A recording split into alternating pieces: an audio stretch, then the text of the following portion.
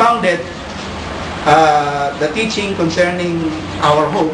Ang sabi niya, and Paul dwelt 2 whole years, verse 30, founded in his own hired house the teaching and received all that came in unto him. Ang sabi niya, preaching the kingdom and of Paul God, dwelt 2 whole years, and teaching those things which concern in his own the Lord hired Jesus house, Christ, and received all confidence in unto him. No man for preaching the kingdom of yung God. Yung kingdom po dito is not teaching those things which concern the Lord but Jesus Christ.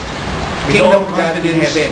No man forbidding him. It extends yung kingdom po dito is not the way up there in the highest heavens, down to but the kingdom of God in heaven. Panginoon, kasi pag sinabing kingdom, it extends from the sun way up there in the highest of heavens, na sa mapapansin natin dito, so tinuturo concerning the Lord Jesus Christ, hindi na concerning Jesus, kingdom of the Son. Pagkatapos, yet he out of thy country, mapapansin natin dito, and from thy kindred, concerning the Lord and from thy father's concerning Jesus, unto Allah, pagkatapos, that I will show thee, get thee, and I will make of thee a great nation, from thy kindred, and I will bless thee from thy father's and make thy name great, unto Allah, and thou shalt that I will show thee, and I will make of thee a great nation, and curse him, and I will bless thee, and make thy name a great family, and thou shalt bless a blessing. So, I will bless them that bless thee, isang pinangako kay Apostle Pablo, and in thee shall all family of the earth be blessed. Ang Israel, sa pagtanggap ng isang pinangako ay maging channel of blessing to all the earth. At sinabi ng Diyos na, so let's go back. Ang Israel, bakit sa pagtanggap ng pangako na yun? Kasi ay maging channel of blessing to all the earth. So let's go back dito. Bakit nagkaganon? Kasi somewhere in Genesis 6, Genesis 6, 10 and 11, I'm sorry, 10 and 11, this was during the time of Babel. 10 and 11, I'm sorry, 10 and 11, this was during the time of Babel.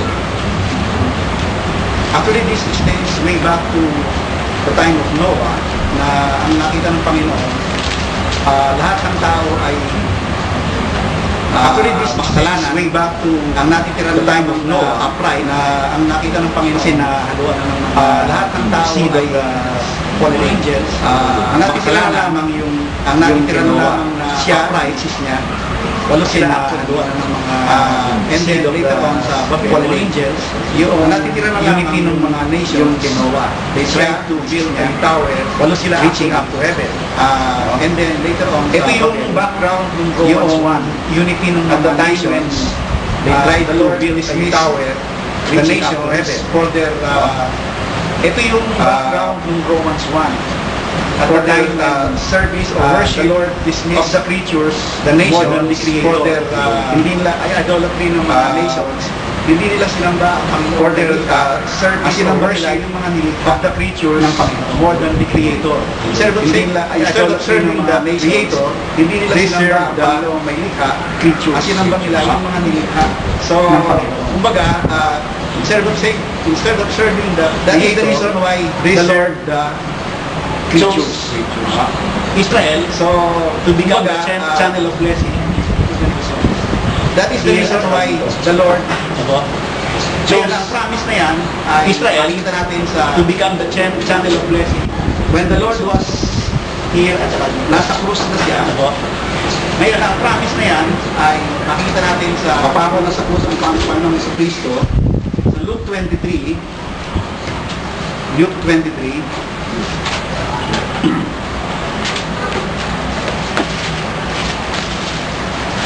verses 39 to 43. Ito yung nakapapang Panginoon, kasama niya yung mga malefactors. And one of the malefactors which were hanged railed on him, saying, If thou be the Christ, save thyself and us. Kung ikaw ang Kristo, ang Messiah, iligtas mo ang sarili mo, iligtas mo kami. But the other answering rebuked him. Pinagalitan yung isa. Dost thou not fear God, seeing thou art in the same condemnation?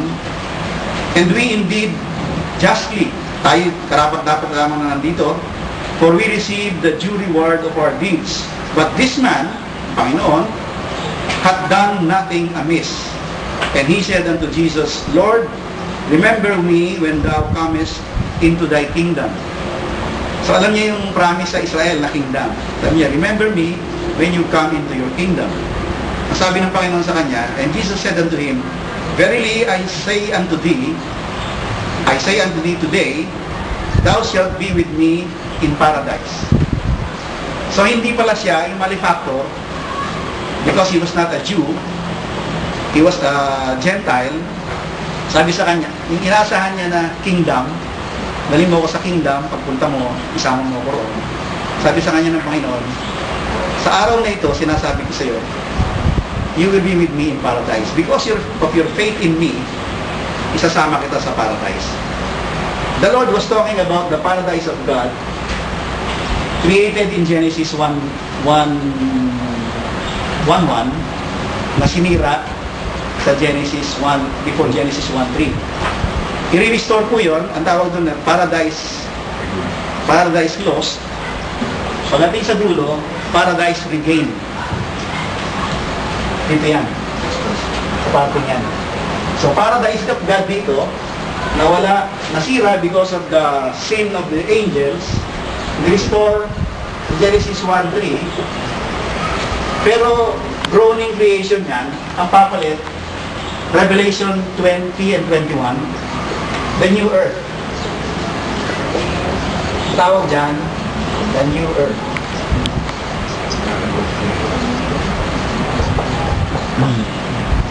So, yan ang first na destination ng mga mananampalataya. Second, yung binigay kay Abraham, Genesis 12. Let's expound on that sa yung Genesis 12 na yun. Sa verse 13 of Genesis, balik po tayo saglit. Verse 14, 13-14, Genesis 13, verse 14, And the Lord said unto Abram, after that Lot was separated from him, Lift up now thine eyes, and look from the place where thou art, northward and southward, eastward and westward. Tingin mo lahat yung paligid mo. For all the land which thou seest, to thee will I give it, and to thy seed forever. And I will make thy seed as the dust of the earth, so that if a man can number the dust of the earth, then shall thy seed also be numbered. Pansinin po niyo, verse 17, Arise, walk through the land, in the length of it, and in the breadth of it, for I will give it unto thee. So, literal na land, it's a literal land where Abraham was asked by the Lord to walk through. Lakarin mo ang lupang yan, tahakin mo, yan ang ibibigay ko sa iyo. So, hindi natin pwedeng spiritualize. We cannot spiritualize the earth that was promised to Abraham because it was a literal land that was promised to him. So, verse 15, verse 18, chapter 15, verse 18, 15:18, In the same day, the Lord made a covenant with Abram, saying, Unto thy seed have I given this land, from the river of Egypt, unto the great river, the river Euphrates. So may boundary siya, from Egypt unto Iraq. Yung Euphrates kasi, sa Iraq yun. Yung pinag-aawayan yun sa Israel, Middle East, kakapiranggat lang yun. Ayaw pa ibigay ng mga Arabo, ng mga Palestino, talagang, kumbaga, pinaglalaro. Kaya nga sabi ng pastor na kausap ko, sabi niya, those are, mga pretenders yan to the kingdom. No? Pretenders sa kingdom, ang tayo ang talagang magmamano niya. Natatawa lang ako. Ang ganda kasi sa amin, hindi mahatang tatawa ka, hindi mahatang galit ka. Kasi hindi mo kayo nagkikita. Saka bago ka magpagsalita, nakakapag-isip ka na. Pero ngayon tawag siya ng tawag. Sabi ko lang sa kanya, nag-usap kami. Sabi ko, as far as I know, I will go to heaven. because I will not go to Israel. So I will not go to the kingdom, I will go to heaven. Sabi niya, you will probably go to heaven or go to the paradise, new earth. Sabi niya. But definitely, you will not go to the kingdom. Yun ang huling sentence ko sa kanya. Ngayon, tawag sa akin. Ano nga, kumusta niya? How is the weather in the Philippines? Ganyan. Gusto niya na akong kausapin, gusto niya marinig yung boses ko. Ako naman, medyo nagpapakita ako ng boses. Hindi kaya pati. Hindi mo po. Ano lang. Ang nakita ko lang, siguro na-deliver ko na yung message ko. Nakita niya na meron palang earth, merong kingdom, merong heaven. So, going back to this, so may boundary, ano po? Land that Abraham was asked by the Lord to walk through, sinabi yung boundary. Tapos, that land was promised also to Isaac and Jacob. There are other verses na makikita natin yon. So, and from Jacob down to the 12 tribes. Talagang sa kanila lang, hindi sa atin. Lalo na ako, pagkanlungan. Layo naman, tunog ng apelido ko. Pagkanlungan. Tagalog, si Pastor. Chua! Chinese. Sinitoy. Oh. Talagang hindi pwede, no, brother? Ngayon, sabi kasi, pinipilit niya, na kasi sabi niya, by faith, we are the seed. Yun ang pinipilit niya, no? Seed of Abraham tayo, sabi niya. Sabi niya, so, ano ba yung sinasabi niya yun? Let's go to Galatians 5. 5:3, Pastor, o 3? Galatians 3.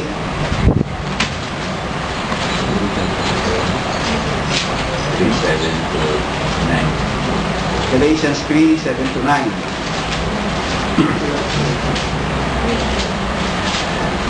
Bakit ba pinipilit nung pastor na yon na tayo yung pupunta sa